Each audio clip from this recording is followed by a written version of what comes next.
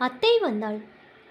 கல்லூரியிலிருந்து வந்ததுமே நேராக தன் அறைக்குள் போன தீபா மம்மி என்று தேள் கொட்டிவிட்டது போல் கத்திவிட்டு சமையலறையில் தேநீர் தயாரித்து கொண்டிருந்த தாயிடம் ஓட்டம் நடைவாக சென்றாள். மம்மி, ஏன் கட்டல்ல யார் படுத்து கொண்டிருக்கிறாங்க என்று கோபமாய் கத்தினார். ஷு, சத்தம் போடாத. உங்கள் அத்தை அமெரிக்காவிலேருந்து இந்தியாவுக்கு வந்திருப்பதாய் சொன்னேன் இல்லையா? இன்றுதான் வைசாக்லேருந்து வந்தாள். சாப்பிட்டு விட்டு ரெஸ்ட் எடுத்துக்கொள்கிறாள். தாழ்ந்த குரலில் சொன்னாள் சுமித்ரா. தீபாவின் முகம் சிவந்து விட்டது. அத்தை வந்தால் ஏன் அறை எதற்காக தங்க வைக்கணும்? எனக்கு இணைச்சலாக இருக்கும் என்று உனக்கு தெரியாதா? அறை முழுவதும் சூட்கேஸ்கள், மேஜை முழுவதும் ஜாமான்கள். என்னால் எப்படி படிக்க முடியும்? முதலில் அவற்றை எல்லாம் எடுத்துவிடு. தாழ்ந்த குரலில் ஆனால் கடுமையாக சொன்னாள் தீபா. வாய மூடு. என்ன பேச்சு இது? உங்கள் அத்தையின் காதில் விழுந்து வைக்கப் போகிறது. வாய்க்கு வந்தபடி பேசாத. ஜாமான்களை உன் அறையில் இல்லாமல் வேறு எங்கே வைக்க சொல்கிறாய்? உன் அண்ணாவின் அறையில் தங்க வைக்க சொல்கிறாயா? 2 நாட்கள் அட்ஜஸ்ட் பண்ணிக்கொள்ள முடியாதா உன்னால்? வர வர உனக்கு மனிதர்களை கண்டால் ஆகாமல் போகிறது. கடுகடுவென்று பதில் சொன்னாள் சுமித்ரா. தீபா கருத்து போன முகத்துடன் மேலும் ஏதோ சொல்ல போகும் முன் பின்னால் இருந்து வந்த மாலதி அவள் தோளில் கையை பதித்து, ஹாய் தீபா, எப்படி இருக்கிற? ரொம்ப நாளாச்சு உன்னை பார்த்து. நன்றாக உசந்து விட்டாய், பெரிய பெண்ணாகிவிட்டாய் என்று அண்ணன் மகளை அணைத்து கொண்டு அன்புடன் கன்னத்தில் முத்தம் கொடுத்தாள். தீபா வலுக்கட்டாயமாக சிரித்துவிட்டு, hi aunty, how are you என்று அத்தையின் கையை விலக்கிவிட்டு அறைக்குள் சென்று தடால் என்று கதவை சாத்தி கொண்டாள். என்ன, தீபாவின் மூட் சரியா இல்லை போல இருக்கு. ரொம்ப சூடாக இருக்கிறாளே.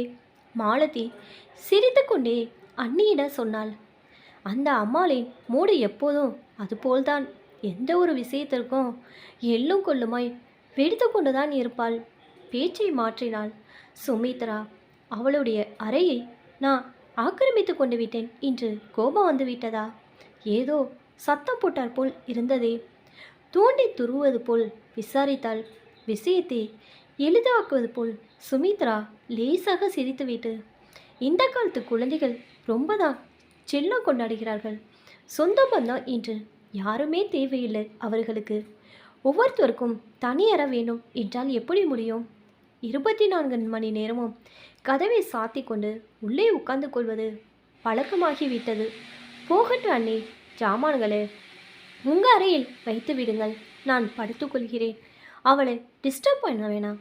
இந்த காலத்து குழந்தைகள் ஹாலில் இல்லையா, பிரைவேசி வேண்டும் என்று நினைப்பார்கள். மாலதி சமாதானப்படுத்த முயன்றாள். நீ சும்மா இரு மாலதி, அவளுடைய வார்த்தைகளை பொருட்படுத்தாத. 2 நாட்களுக்கு அட்ஜஸ்ட் செய்து கொள்ள முடியாதா என்ன? வா, டீ குடிப்போம். இருவரும் தேநீர் கோப்பையுடன் ஹாலுக்கு வந்து உட்கார்ந்து கொண்டார்கள். மாலதி, வர வர இந்த காலத்து குழந்தைகள் தொட்டா சினிங்கி போல் மாறிக்கொண்டு வருகிறார்கள். ஒத்துப்போவது, பகிர்ந்து கொள்வது என்பது கொஞ்சம் கூட இல்லை. அவர்கள் சொன்னபடி நாமும் ஆடிக்கொண்டிருப்பதால் அவர்களுடைய ஆட்டம் இன்னும் அதிகமாய் கொண்டு வருகிறது. இருப்பது 1 2 குழந்தைகள். அவர்களுக்கு வேண்டிய வசதிகளை செய்து கொடுத்தால் நன்றாக படிப்பார்கள். நம்மை போல் அவர்கள் எதற்கும் அவஸ்தைப்படக்கூடாது என்ற நம் எண்ணத்தை அவர்கள் தவறாக பயன்படுத்துகிறார்கள். சுமித்ராவின் குரலில் வருத்தம் கலந்து இருந்தது. அமெரிக்காவில்தான் இப்படி என்று நினைத்தேன். இங்கேயும் இப்படி இருக்கிறார்கள் என்று சொல்லுங்கள். எங்களுக்கு உறவினரின் போக்குவரத்து அவ்வளவாக இருக்காது என்பதால் பரவாயில்ல. நம்ம காலத்து உறவுகள், பாச பிணைப்பு, இதையெல்லாம் இந்த காலத்து குழந்தைகளுக்கு தெரியாமல் போகிறது. வெளிநாட்டில்தான் அப்படி என்றால் நம் ஆட்களும் அதே போல் மாறிக்கொண்டு வருகிறார்கள். இந்தியா அமெரிக்காவிட மிஞ்சிவிடு போல் இருக்கிறது இந்த விஷயத்தில். இங்கேயும் கொஞ்சம் வசதி படைத்தவர்களுக்கு 3 பெட்ரூம்கள் கொண்ட ஃப்ளாட், எல்லோருக்கும் தனி அறை என்று பழக்கமாகிவிட்டதில் யாராவது வெளிநபர் வந்தாலே பிடிக்காமல் போய்விட்டது. தனி அறை, தனியார் டிவி, போடாத குறுக்கி கம்ப்யூட்டர், கதவை சாத்தி கொண்டு மணிக்கணக்காய் இன்டர்நெட்டில் சேட்டிங். இவர்களுக்கு இப்போது மனிதர்கள் தேவையில்லை. நாள் முழுவதும் கல்லூரி, அதற்கு பிறகு கதவை சாத்தி கொண்டு அறைக்குள்ளேயே இருப்பது. நம் சின்ன வயதில் உறவினர்கள் வருகிறார்கள் என்றால் எவ்வளோ சந்தோஷப்படுவோம். லீவு விட்டால் தாத்தா வீட்டிற்கு, மாமா வீட்டிற்கு போவது, சித்திகளை, அத்தைகளை, அவர்களுடைய குழந்தைகளை சந்திப்பது எவ்வளோ நன்றாக இருந்தது. இப்போ அத்தைங்க, அம்மாங்க இன்று பேச்சே இல்லை. எல்லோருமே கசின்ஸ். அந்த நாட்களை நினைத்து உணர்ச்சி வசப்பட்டாள் சுமித்ரா. உண்மைதான் அண்ணி. எல்லோர் வீட்டிலும் 5 அல்லது 6 குழந்தைகளாவது இருப்பார்கள். லீவ் விட்டாச்சு என்றால் தாத்தா பாட்டி வீட்டுக்கு போவோம். 25 குழந்தைகளாவது ஒன்று சேர்வார்கள். எல்லோரும் கொல்லைப்புறத்தில் மரத்தின் நிழலில் எத்தனை விளையாட்டுகள் விளையாடி இருக்கிறோம். பெரியவர்கள் எல்லோரும் சேர்ந்து விதவிதமாக பச்சனங்கள் செய்து கொண்டு இடைவிடாமல் வேலைகள் செய்து கொண்டு இருந்தாலும் ஒரு நாளும் யாரும் சலித்து கொண்டதில்லை. என்ன சாப்பிடுவோம், எங்கே தூங்குவோம் என்ற கேள்வியே வந்ததில்லை. எல்லோரும் சேர்ந்திருப்போம். கோடையாக இருந்தால் மொட்டை மாடியில் தூங்குவோம். இல்லையா கொல்லைப்புறத்தில் கயிற்றுக்கட்டில் போட்டு படுத்துக்கொள்வோம். குளிர்காலமாய் இருந்தால் ஹாலில் வரிசையாய் பாய் போட்டு படுக்கை. குழந்தைகள் எல்லோரும் ஒரு பந்தியில் சாப்பாடு. ஆண்கள் எல்லோரும் ஒரு பந்தி. பெண்கள் கடைசியில் பேசிக்கொண்டும் கலாட்டை செய்து கொண்டும் சாப்பிடுவார்கள். ஒருத்தர் குழந்தைகளை குளிப்பாட்டினால் இன்னொருத்தவர் தலை பின்னி விடுவார்கள். இன்னொருத்தவர் பழையது பிசைந்து போடுவார்கள். உன் குழந்தை, என் குழந்தை என்று பாகுபாடு இருந்ததில்லை. பெரியம்மா, அத்தை, சித்தி என்று அழைப்பது எவ்வளவு இனிமையாய் இருந்தது. எங்கே போச்சு அந்த நாட்கள்? இப்போது ஒரு ஆள் வந்தால் கூட வீடு போராது என்பது போல் நினைப்பேன். பழைய நினைவுகளில் மூழ்கி போன மாலதியின் குரல் தழுத்தழுத்தது. போதாதது, வீடு இல்ல மாலதி. மனங்கள் குறுகி போய்விட்டன. அந்த காலத்தில் வீட்டில் நிறைய மனிதர்கள் இருந்தார்கள். அன்பு, நெருக்கமெல்லாம் இருந்து வந்தது. ஒருத்தருக்காக மற்றவர்கள் விட்டு கொடுப்பார்கள். இப்போது வீட்டில் உயிரில்லாத ஜாமான்கள் பெருகிவிட்டன. அவற்றால் எப்படி அட்ஜஸ்ட் செய்து கொள்ள முடியும்? வீடு எவ்வளவு சின்னதாக இருந்தாலும், எத்தனை பேர் வந்தாலும் போதுமானதனாய் இருந்தது. சாப்பாடு முடிந்ததும் ஹாலிலே எல்லோருக்கும் பாய் போட்டு விடுவார்கள். எல்லோருடைய ஜாமான்களும் ஒரே அறையில் வைத்து கொள்வார்கள். இப்போது அப்படி இல்லையே. ஒவ்வொரு அறையிலும் கட்டில், பீரோக்கள், டிராயிங் ரூமில் சோஃபாக்கள், டைனிங் ரூமில் உணவு, மேஜை நாற்காலிகள், ஃப்ரிட்ஜ். எந்த பொருளாவது இதை விட்டு நகருமா? பின்ன புதிதாக வருபவர்களுக்கு இடம் எங்கிருந்து வரும்? எல்லோருக்கும் வசதிகள் பழகி போய்விட்டன. சுயநலம் பெருகி ஒத்துப்போகும் சுபாவம் குறைந்துவிட்டது. குடும்பம் என்றால் கணவன், மனைவி, குழந்தைகள் மட்டும்தான் என்ற போக்கு வந்துவிட்டது. உயிர் இல்லாத கம்ப்யூட்டர் தான் உலகம், அதுதான் சந்தோஷம் என்பது போல் வாழ்ந்து வருகிறார்கள் இந்த தலைமுறையின் இலசுகள். பெரிய மூச்சு விட்டு கொண்டாள் சுமித்ரா. சிறுவயது நிகழ்வுகளை பற்றிய ரொம்ப நேரம் உட்கார்ந்து பேசிக்கொண்டிருந்தார்கள். தினமும் இரவில் 1 மணி வரையில் படித்துவிட்டு பிறகு நெட்டில் சாட்டிங் செய்யும் தீபா அன்று ஏனோ கோபம் கொண்டு விட்டவள் போல் சீக்கிரம் சாப்பிட்டுவிட்டு 10 மணிக்கெல்லாம் தூங்க போய்விட்டாள். சாப்பிடும்போது மாலதி கலகலவென்று பேசிக்கொண்டிருந்தாலும் தீபா உரையாடலில் பங்கு பெறவில்லை. ஜோக் சொன்னது போது வேண்டா வெறுப்புடன் சிரித்துவிட்டு பட்டும் படாமலும் இருந்துவிட்டாள். மகளின் நடவடிக்கை கண்டு சுமித்ராவுக்கு ஆத்திரம் 10 கொண்டு வந்தாலும் ஏதாவது சொன்னால் எதிர்த்து பேசிவிட்டாள். நாத்தனாரின் முன்னால் மானம் கப்பலேறிவிடும் என்று மௌனமாக சகித்து கொண்டாள்.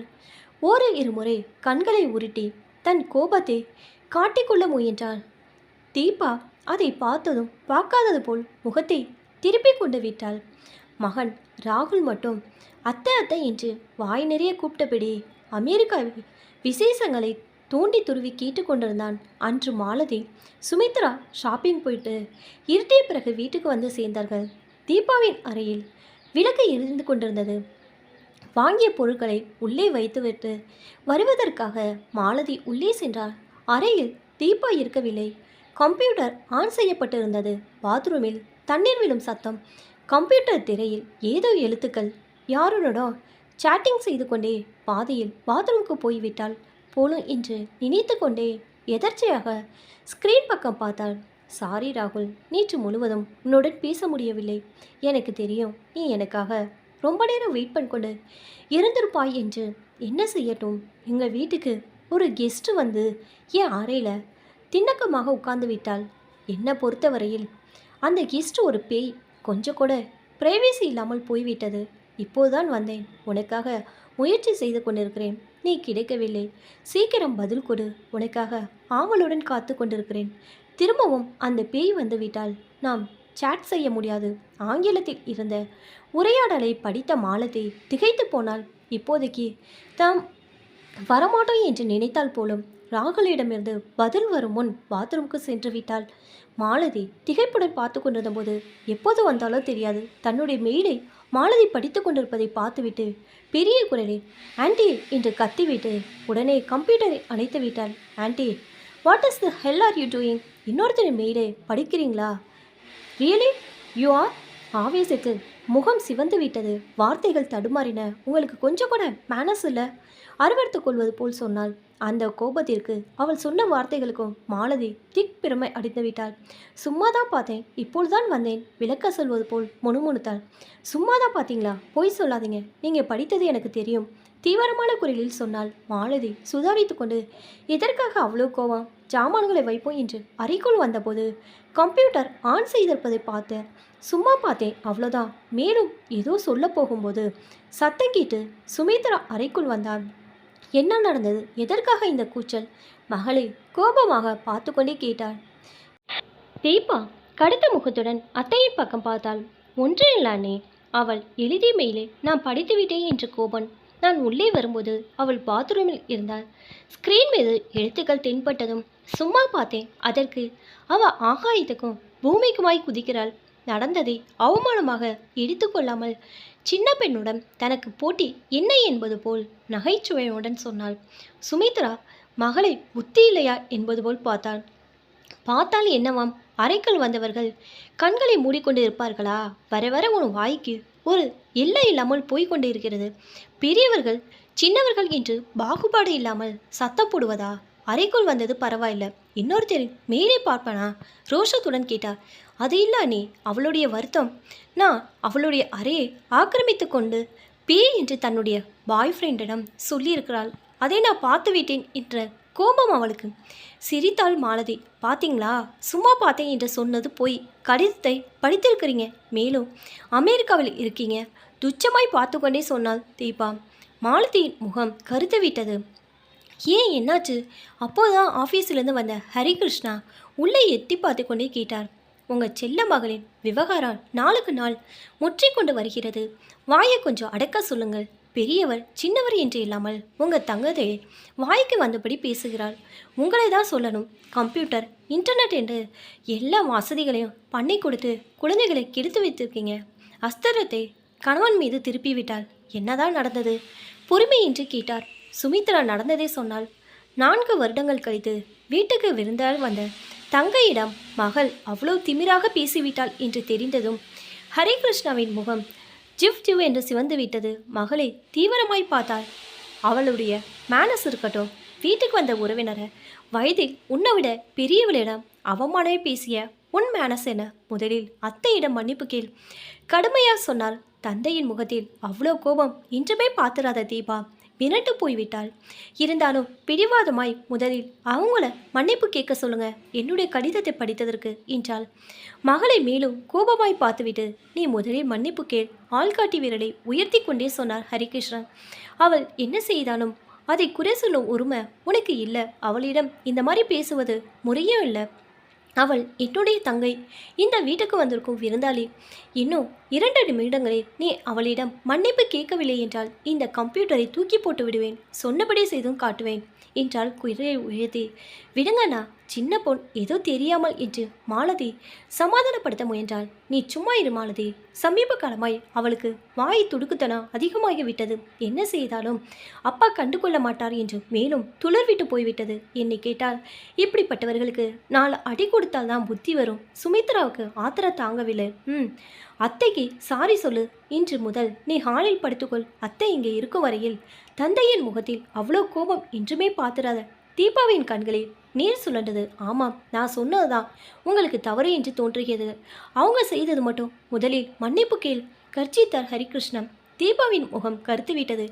தரையை பார்த்தபடி சாரி என்ற மாலதி பார்த்து சொல்லிவிட்டு செருப்பு கொண்டு வேகமாய் வீட்டை விட்டு வெளியேறிவிட்டாள். எதுக்கு வந்த ரகலான்னா, இந்த காலத்து குழந்தைகள் எல்லோரும் இப்படி தான் இருக்கிறார்கள். பெற்றோர்கள் சொன்ன பேச்சை கேட்பதில் அமெரிக்காவில் தான் அப்படி என்று நினைத்தால் எங்கேயோ அப்படி மாறிக்கொண்டு வருகிறார்கள். குரலை உயர்த்தி எதுவும் சொல்ல பயம், ஏதாவது செய்து கொண்டு விடுவார்களோ என்று இந்த இருட்டில் பெண் பிள்ளை வெளியே போய்விட்டாள். நொந்து கொண்டால் மாலதி. ஒன்று ஆகாது, பெண் பிள்ளைகள் போல் இருக்கிறார்களா இந்த காலத்தில்? ஏதோ இருப்பதும் ஒன்றோ ரெண்டோ ஆண் பெண் பாகுபாடு இல்லாமல் ப்ரொஃபஷன் கோர்ஸில் சேர்த்துவிட்டு பொருளாதார ரீதியாக சுதந்திரம் கிடைக்க வேண்டும் என்று எல்லா வசதிகளையும் செய்து கொடுத்தால் ரொம்பவும் துள்ளுகிறார்கள். பிறகு என்ற மரியாதை கூட மறந்துவிட்டால் எப்படி? அவளே திரும்பி வருவாள். கோபம் குறைந்ததும் ஹரிகிருஷ்ணா உள்ளே போய்விட்டார். சாரி அண்ணே, என்னால் தான் இந்த ரகலை நடந்துவிட்டது.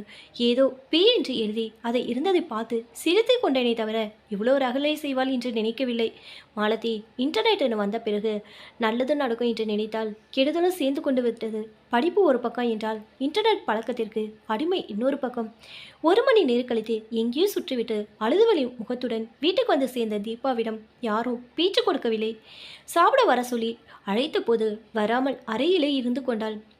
10 மணி ஆனதும் தலையணையை கொண்டு வந்து ஹால் சோஃபாவில் படுத்து கொண்டாள். மாலதி தடுத்த போதும் காதில் வாங்கி கொள்ளவில்லை. இது நடந்து 4 வருடங்கள் ஆகிவிட்டன. தீபா கம்ப்யூட்டர் சயின்ஸ் இன்ஜினியரிங் முடித்துவிட்டு எம்எஸ் படிப்பதற்காக அமெரிக்கா சென்று கொண்டிருந்தாள். அத்தை ஏர்போர்ட்டுக்கு வருவாள்.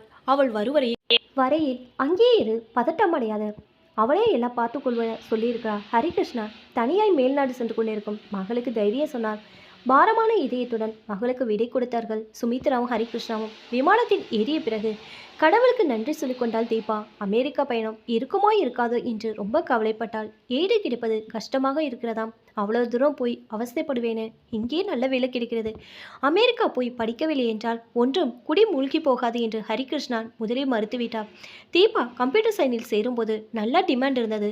அவள் படிப்பு முடியும் போது நிலைமை மாறிவிட்டிருந்தது. எத்தனையோ பேர் கம்ப்யூட்டர் இன்ஜினியர்களுக்கு வேலை போய்விட்டதுடன் யூனிவர்சிட்டியில் ஏடு கிடைப்பது சிரமமாகிவிட்டது. இந்த நிலையில் ஹரிகிருஷ்ணா மகளை வெளிநாட்டிற்கு அனுப்ப முடியாது என்று திட்டவட்டமாக மறுத்துவிட்டார். முதலில் செமஸ்டர் ஃபீஸ், விமான பயண டிக்கெட், மற்ற செலவுகளுக்கு 3 லட்சம் வரையில் கொடுக்க முடியும். பின்னால் ஏடு கிடைக்கவில்லை என்றால் பரவாயில்ல, எப்படியாவது மேனேஜ் செய்து கொள்கிறேன். அங்கே இருக்கும் என் சீனியர்களிடம் பேசிவிட்டேன். நிச்சயம் உதவி கிடைக்கும் என்றார்கள். இல்லாவிட்டாலும் அங்கே போன பிறகு நான் பார்த்துக்கொள்கிறேன். தீபா கெஞ்சினார். தன்னுடைய அமெரிக்கா கனவு பலிக்காமல் போய்விடுமோ என்ற கவலை அவளுக்கு. அப்படிப்பட்ட சூழ்நிலையில் மாலதி கவலைப்பட வேண்டாம், எல்லாம் நான் பார்த்துக்கொள்கிறேன். அவளுக்கு ஏடு கிடைக்காத பட்சத்தில் நான் செலவு செய்கிறேன்.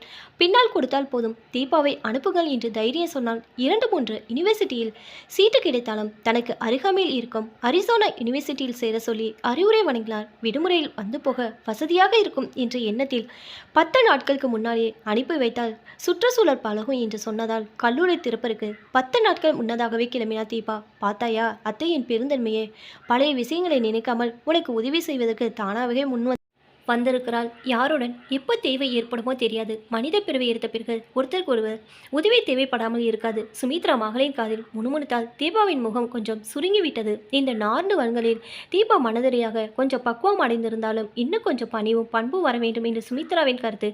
வேலை கிடைத்ததும் அத்தையின் கடனை முதலில் தீர்த்து விடுகிறேன். ஒரு கால் எனக்கு ஏடு கிடைக்கவில்லை என்றால் இருப்போம் அப்புடன் சொன்னால் தீபா. அது சரி, வேலை விஷயம் இருக்கட்டும். முதலில் 2 வருடங்கள் படிக்க வேண்டியிருக்கும், அதை மறந்து விடாத. அந்த கடனை தீர்க்க வேண்டும் என்றால் 3-4 வருடங்கள் ஆகும். அதுவரையில் தன்னுடைய பணம் முடங்கி போகும் என்று தெரிந்திருந்தாலும் அத்தை ஏன் உதவி செய்ய முன்வருகிறார்? அண்ணமகன் என்பதால் அதை முதலில் புரிந்து கொள்.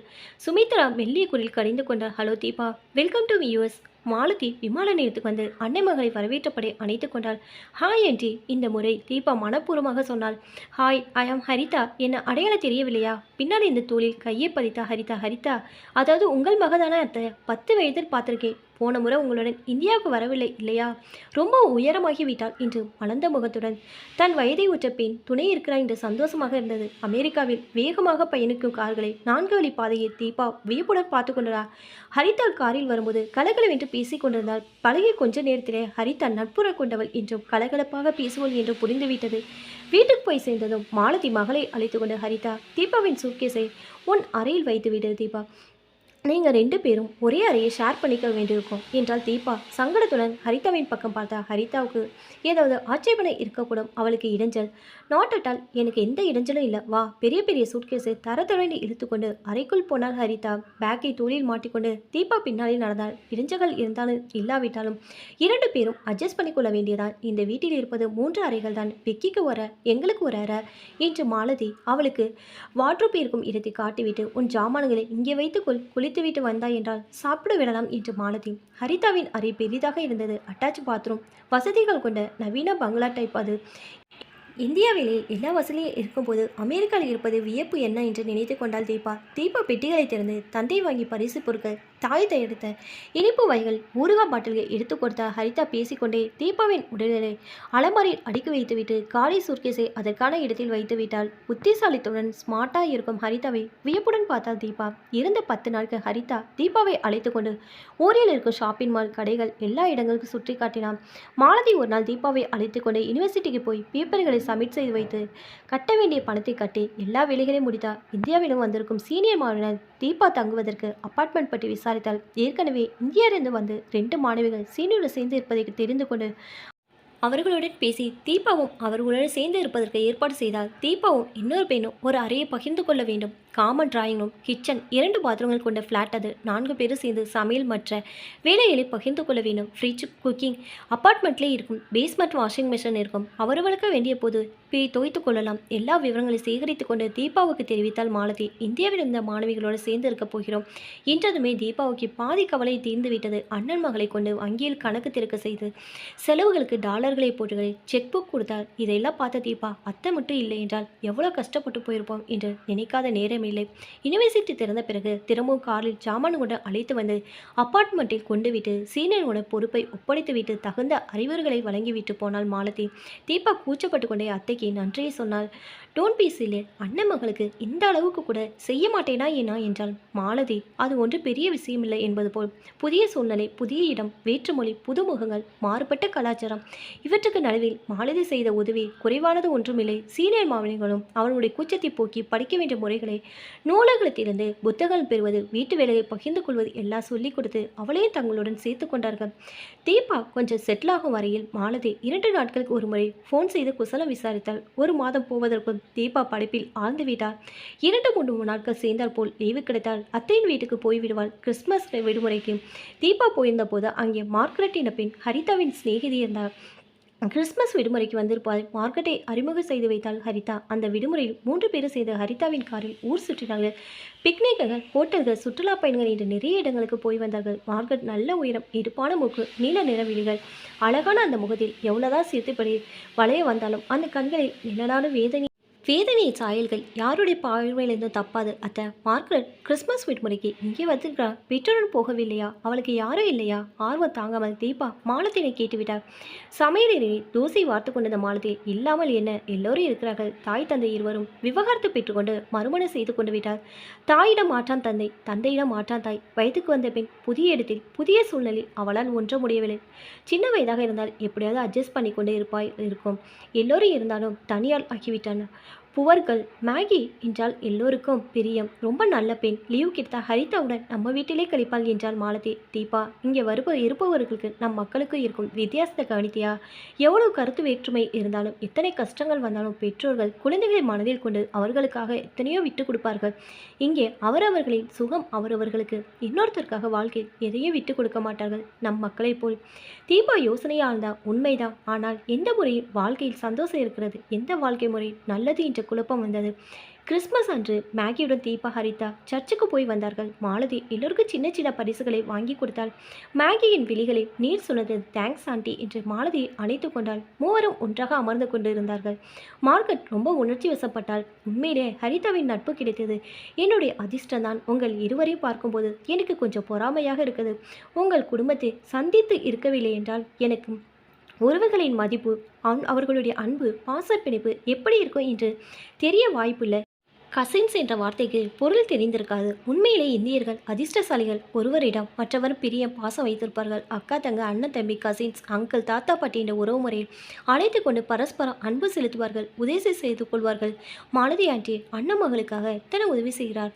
அப்பா அம்மா பெற்று போட்டுவிட்டு உங்கள் பாடு உங்களுடையது என்று விட்டுவிடாமல் குழந்தையை வளர்த்து ஆளாக்கி கல்யாணம் செய்து வைத்து புள்ளைப்பேறு செய்து பேரம்பேத்தியுடன் விளையாடி கொண்டு அவர்களுடைய விளையாட்டுகளை மழலை மொழியை ரசித்து கொண்டு ஒருவர் வீட்டுக்கு ஒருவர் வந்து போய்கொண்டு எத்தனை உயர்வான பந்தங்கள் உங்களுடையது. எங்கள் பெற்றோர்கள் சிறகுக முழித்ததும் தாய் பறவை குஞ்சுகளை கூட்டிலிருந்து தள்ளிவிடுவது போல் நாங்கள் கொஞ்சம் வளர்ந்ததுமே எங்களை பற்றி லட்சியம் செய்வதை விட்டுவிடுவார்கள். நாங்கள் படித்தாலும் பொருட்படுத்த மாட்டார்கள். படிக்கவில்லை என்றாலும் கவலைப்பட மாட்டார்கள். யாருடன் ஊர் சுற்றினாலும் லட்சியமில்லை. யாரை கல்யாணம் செய்து கொண்டாலும் எங்களுடைய விருப்பத்திற்கு விட்டுவிடுவார்கள். எதிலேயும் தலையிட மாட்டார்கள். கொடுத்தன செய்தாலும் குழந்தை பெற்றுக்கொண்டாலும் நாங்களே பார்த்து கொள்ள வேண்டியதான். குழந்தையை வளர்ப்பதும் எங்களுக்கு யாருடைய உதவியும் கிடைக்காது. ஹரிதா, உண்மையிலே கடவுள் என்று ஒருத்தர் இருந்தால் அடுத்த பிரிவில் என்னை இந்தியாவில் பிறக்கும்படி செய் என்று வேண்டிக் கொள்வேன். உணர்ச்சி வசப்பட்டதில் அவள் குரல் கம்மி விட்டது. மேகி, பண்டிகை நாள் அதுமா கண் கலங்கலாமா? உனக்கு யாரும் இல்லை என்று ஏன் நினைக்கிறாள்? நான் இருக்கிறேன் என்று ஹரிதா மேகி அணைத்து கொண்டு கன்னத்தில் முத்தம் பதித்தாள். எனக்கு தெரியும், நீ எனக்கு கிடைத்த விலை மதிப்பற்ற பரிசு என்று. நீ மட்டும் இல்லை என்றால் என்னவாகி இருப்பேனோ என்றாள் மேகி. ஒன்று கேட்டால் தவறாக நினைக்க மாட்டாயா மேகி? உங்கள் குடும்பத்தில் இதுபோல உறவினர்களை சந்திப்பது இருக்காதா? உறவினர் வீட்டுக்கு போக மாட்டீங்களா? பிரதர், சிஸ்டர், அங்கிள், ஆன்டி என்று எல்லாரும் ஒன்று சேர மாட்டீங்களா? சும்மா தெரிந்து கொள்வோம் என்றுதான் கேட்கிறேன் என்றாள் தீபா. எங்களுக்கு குடும்பம் என்றால் கணவன், மனைவி, குழந்தைகள் மட்டும்தான். மற்ற உறவுகளும் இருக்கும். ஆனால் இப்படி வந்து போவது இருக்காது. எங்களுடைய கம்யூனிகேஷன் எல்லாம் கிறிஸ்மஸ், புத்தாண்டு வாழ்த்து மடல்களை அனுப்புவது, விஷ் பண்ணுவதோடு சரி. யார் வீட்டுக்காவது போக வேண்டும் என்றால் முன்கூட்டியே அனுமதி பெற்றுக்கொண்டு போக வேண்டும். அவர்கள் ஃப்ரீயாக இருக்கும்போது லஞ்ச், டின்னர் என்று அழைப்பார்கள். பெரும்பாலும் ஏதாவது ஹோட்டலுக்கு அழைத்து போவார்கள். உங்களைப் போல் யார் எப்போ வந்தாலும் எந்த இல்லத்தரசியும் சமைத்து போட மாட்டாள். பிறந்த நாள், மற்ற பண்டிகைகளுக்கு சின்ன சின்ன பரிசுகளை ஒவ்வொருத்தருவர் அளித்து கொள்வோம். கல்யாணம் என்றால் சர்ச்சுக்கு போய் கலந்து கொண்டு லஞ்சு சாப்பிட்டு விட்டு வர வேண்டியதாம். விளக்கமாக சொன்னார் மார்க்கெட். உன்னுடைய பெற்றோர் விவகாரத்து பெற்று கொண்டு விட்டார்கள் என்று சொன்னாய். பின்னர் உன்னுடைய பொறுப்பு யாருடையது? உன்னுடைய படிப்பு இன்னும் இருக்கிறது இல்லையா? விடுமுறை வந்தால் யாரிடம் போவாய்? ஆர்வத்துடன் கேட்டாள் தீபா. மம்மி டேடி டிவோர்ஸ் ஆன பிறகு எனக்கு இன்று ஒரு வீடும் இல்லை தீபா. விடுமுறை வந்தால் அம்மா வர சொல்லி அழைப்பாள். ஆனால் அங்கே போனால் புதிய சூழ்நிலை, புதிய பழக்கங்கள், புது அப்பா. ஒரு முறை போன போது எனக்கு சங்கடமாக மூச்சு திணறும் போது இருந்தது. அம்மாவின் புது கணவன் எனக்கு அப்பா எப்படி ஆக முடியும்? அதுவும் நான் இவ்வளோ பெரியவளாக வளர்ந்த பிறகு. அதான் எங்கேயும் போக மாட்டேன். பின்ன உன் படிப்பு மற்ற இதர செலவுகளுக்கு டிவோர்ஸ் ஆன பிறகு என் படிப்பு செலவு அப்பாவுடையது. மாதம் பணம் அனுப்புவார். நடுநடுவில் ஃபோன் செய்வார். இங்கே வந்தால் நேரில் சந்திப்பார். அவ்வளோதான். மார்க்கெட் பேசியது கேட்ட பிறகு அந்த நிலைமையை நினைத்து பார்க்கவும் பயமாக இருந்தது தீபாவுக்கு. எவ்வளோ ஏழ்மையான சூழ்நிலை. இந்த விஷயத்தில் உண்மையிலே தாம் கொடுத்து வைத்தவர்கள் எவ்வளோ நிம்மதியான வாழ்க்கை. தாய் தந்தை கண்ணின் இமையை போல் குழந்தைகளை காப்பார்கள். கஷ்டப்பட்டு உழைத்து சம்பாதித்து படிக்க வைப்பார்கள். நல்ல வரன் பார்த்து கல்யாணம் பண்ணி வைப்பார்கள். பண்டிகை விழா என்று வீட்டுக்கு அழைத்து தம்மால் முடிந்ததை கொடுப்பார்கள். சொத்து சேர்த்து குழந்தைகளுக்கு கொடுக்க வேண்டும் என்று தவிப்பார்கள். இவர்கள் ஆனால் இறகுகள் உழைத்ததுமே கூட்டிலிருந்து தள்ளிவிடுவது போல் வெளியேற்றி விடுவார்கள். வேலை பார்ப்பாயோ, படிப்பாயோ, யாரையோ ஊரு சுற்றுவாயோ, யாரை கல்யாணம் செய்து கொள்வாயோ, உன் விருப்பம் என்று பொருட்படுத்த மாட்டாங்க. அதுவே நம் நாடாக இருந்தால் குழந்தைகள் சரியான வரியில் திசை திருப்ப வேண்டும் என்று எவ்வளவு தவிப்பார்கள். எந்த நாதியற்றவனையோ கல்யாணம் செய்து கூட விடக்கூடாது என்று எவ்வளோ கவலைப்படுவார்கள். தன் எண்ணங்களில் வந்த மாற்றத்தை கண்டு தீபாவுக்கு ஆச்சரியமாக இருந்தது.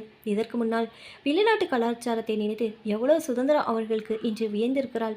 நம் நாட்டில்தான் அங்கே போகாது, இதை செய்யாத என்று விவரம் தெரிந்த பிறகும் கட்டுப்படுத்தி கொண்டே இருப்பார்கள் என்று அடிக்கடி அதிருப்தியை அடைந்திருக்கிறாள். அமெரிக்கா வந்த பிறகு யோசித்து பார்க்கும் போது நம் நாட்டு கட்டுப்பாடுகளோ நல்லது என்று என்ன பேலோங்கியது. இதை பற்றி அத்தையிடம் பிரதர்சிக்காமல் அவளால் இருக்க முடியவில்லை. போகட்டும், இப்போதாவது நீ புரிந்து கொண்டாய். நம் நாட்டு சென்டிமெண்ட் எவ்வளோ உயர்வானவை, நம் குடும்ப அமைப்பு எவ்வளோ பலமானது என்று. மனிதர்களுக்கு இடையே இருக்கு போக்குவரத்து இருப்பது உறவுகளை மேம்படுத்தும், நெருக்கத்தை ஏற்படுத்தும். மனிதன் சென்டிமெண்ட்டுகளுக்கு அடிமை. அது மட்டும் இல்லை என்றால் அவனுக்கும் மிருகத்திற்கும் என்ன வித்தியாசம் இருக்கப் போகிறது?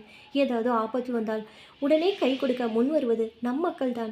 சின்ன வயதில் தாய் தந்தை பெரியவர்கள் ஆன பிறகு உடன் பிறந்தவர்கள், வயதான காலத்தில் நம் குழந்தைகள், இப்படி ஒவ்வொரு கட்டத்திலும் நமக்கு ஒரு துணை, உதவிக்கு ஆள் இருக்கிறார் என்ற உணர்வு எவ்வளவு ஆறுதலாக இருக்கும் தெரியுமா? முந்தைய காலத்தை விட இந்த காலத்தில் உறவினரின் போக்குவரத்து நெருக்கம் கொஞ்சம் குறைந்து விட்டது, உண்மைதான். பொருளாதார சூழ்நிலை, நகரத்து நெருக்கடி, இடப்பற்றாக்குறைவு, வேலைக்கு போகும் இல்லத்தரசிகள் எல்லாம் தான் இதற்கு காரணம்.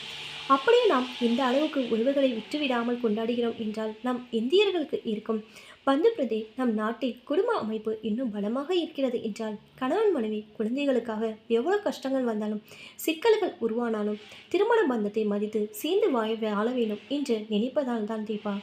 பெற்று விட்டார்கள் என்பதால் தாய் தந்தை தங்களுக்கு வேண்டியதெல்லாம் வாங்கி தரணும் என்ற எண்ணம் இந்த காலத்து இளைய தலைமுறையிடம் வலுப்பெற்று வருகிறது. ஓரிரு குழந்தைகள் தான் என்பதால் அவர்கள் கேட்டதையெல்லாம் கொடுத்து நன்றாக படிக்க வைத்து அவர்களுடைய எதிர்காலத்திற்கு நல்ல பாதையை அமைத்து தருவோம் என்று பெற்றோரின் அன்பை தியாகத்தை புரிந்து கொள்ள வேண்டும். உரிமைகள் வேணும் என்றால் பொறுப்புகளை ஏற்றுக்கொள்ள வேண்டும். கஷ்டப்பட்டு உங்களை முன்னுக்கு கொண்டு வந்த பெற்றோர்கள் முதியோர் இல்லங்களுக்கு இலக்காக்காமல் பார்த்து கொள்ள வேண்டிய கடமை உங்களுடையது. வெளிநாட்டில் இருப்பது போலவே இளைய தலைமுறையிடம் குடும்பம் என்றால் கணவன் மனைவி குழந்தைகள் மட்டும்தான் என்று சுயநலம் பெருகிவிட்டது. யாருமே எங்களுக்கு தேவையில்லை என்று நினைத்தால் பந்தங்கள் நசிந்து போய்விடும், உறவுகள் பிளவுபட்டுவிடும், குடும்ப அமைப்பு சிதைந்து போய்விடும், சமுதாயத்தில் தோற்றமே மாறி போய்விடும் தீபா. இந்த நாட்டில் இளைய தலைமுறை வழி தவறி போவதற்கு காரணம் தாம் யாருக்கு தேவையில்லை என்ற பற்றற்ற தன்மை, அன்பு செலுத்துவர்கள் இல்லாமல் ஏற்படுத்தி விகத்தி இந்த நிலைமை நம் குழந்தைகளுக்கு வரக்கூடாது என்றால் மனிதர்களுக்கு இடையே பேச்சுவார்த்தை என்ற பாலம் இருக்க வேண்டும். கருத்துக்களை பகிர்ந்து கொள்ள வேண்டும். குடும்பத்தில் எல்லோரும் ஒரு வேளையால் சேர்ந்து உணவு அருந்த வேண்டும். நான் என் குழந்தைகளுக்கு முதலிருந்தே இதெல்லாம் கற்றுக் கொடுத்தேன். அதனால்தான் அவர்கள் உறவுகள் வந்தால் உயிருக்கு மேலாய் பழகுவார்கள். மனித பிறவி எடுத்த பிறகு கம்யூனிகேஷன் இருக்க வேண்டும். தனியாக மூடிய அறையில் உட்கார்ந்து கொண்டு கம்ப்யூட்டரில் சாட்டிங், இமெயில் அனுப்பி கொண்டு இன்டர்நெட்டின் சர்பிங் செய்து கொண்டு டிவி பார்த்து கொண்டு தனிமை வாழ்க்கைக்கு பழகிவிட்டது இந்த இளம் தலைமுறை. இது நல்ல வளர்ச்சி இல்லை, இதுவும் ஒரு வைரஸ் தான். எய்ட்ஸ் எப்படி உடல் முழுவதும் பரவி அதன் செயல்பாடுகளை பாதிக்கிறதோ அதுபோல் இந்த தனிமை என்ற வைரஸ் மனிதனின் உணர்வுகளை நசுக்க செய்து விடுகிறது. கம்ப்யூட்டர் உன் தனிமையை தற்காலிகமாய் போக்குமே தவிர உன் வேதனை, வருத்தங்களை, சந்தோஷத்தை பகிர்ந்து கொள்ளாது. உனக்கு உதவி தேவையாக இருக்கும்போது கை கொடுக்காது. நான் உனக்கு துணை இருப்பேன் என்ற தைரியம் சொல்லும் நபர் நமக்கு வேண்டும். எனக்காக அக்கறை கொள்பவர்கள், வருத்தப்படுபவர்கள் இருக்கிறார்கள் என்ற ஆறுதல் தேவை. அது பெற்றோர், கணவன், குழந்தை யாரு வேண்டுமானால் இருக்கலாம். குடும்ப அமைப்பை சிதைத்துவிடும் இந்த வைரஸிலிருந்து மக்களை காப்பாற்றி உறவுகளுக்கு திரும்பவும் உயிர் கொடுங்கள். குடும்ப அமைப்பை காப்பாற்ற வேண்டிய பொறுப்பு உங்கள் தலைமுறையிடம் இருக்கிறது. மாலதி சொன்ன வார்த்தைகளை தீபா மனப்பூர்வமாக ஏற்றுக்கொண்டால், அத்தை நீங்கள் சொன்ன வார்த்தைகளில் இருக்கும் உண்மை எனக்கு அமெரிக்கா வந்த பிறகு புரிந்துவிட்டது. நீங்கள் மட்டும் இல்லை என்றால் நான் என்னவாகி இருப்பேனோ என்றும் புரிந்தது. அத்தையை இருக்க அணைத்து கொண்டாள் தீபா.